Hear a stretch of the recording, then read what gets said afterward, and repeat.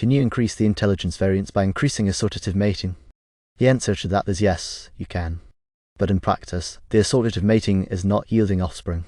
So it's not in practice. That's weird though, isn't it? Because I would have thought assortative mating was associated more with a K strategy, and K strategists are having more kids.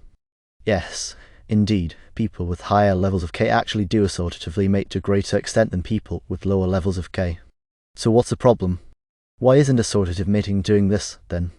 Well, for a start, if we look at a different thing, which is the level of assortative mating as a function of level of IQ, the data indicate either there is no association with level of IQ, or conversely, there's a negative association.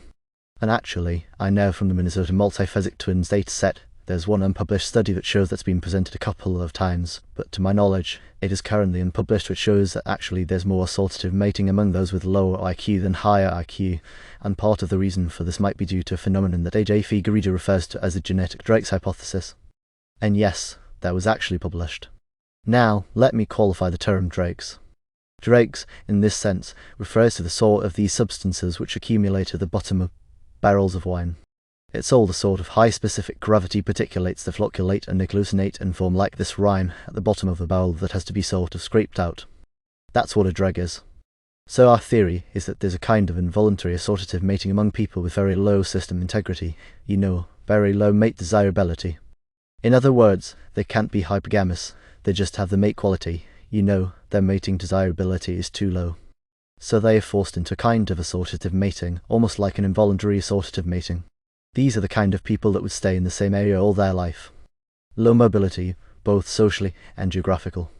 So these would be people who are very unfortunate, basically people who cannot get high quality mates.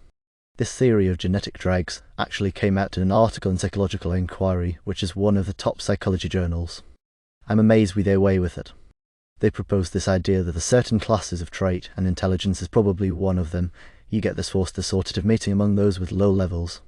And that this, in turn, leads to a situation in which simply the levels of assortative mating will appear to be higher, even though it's not something that's being actively sought out. Whereas with your high K strategists, you're dealing with people who are actively seeking out high levels of genetic similarity among their prospective partners. So their assortative mating is voluntary, right?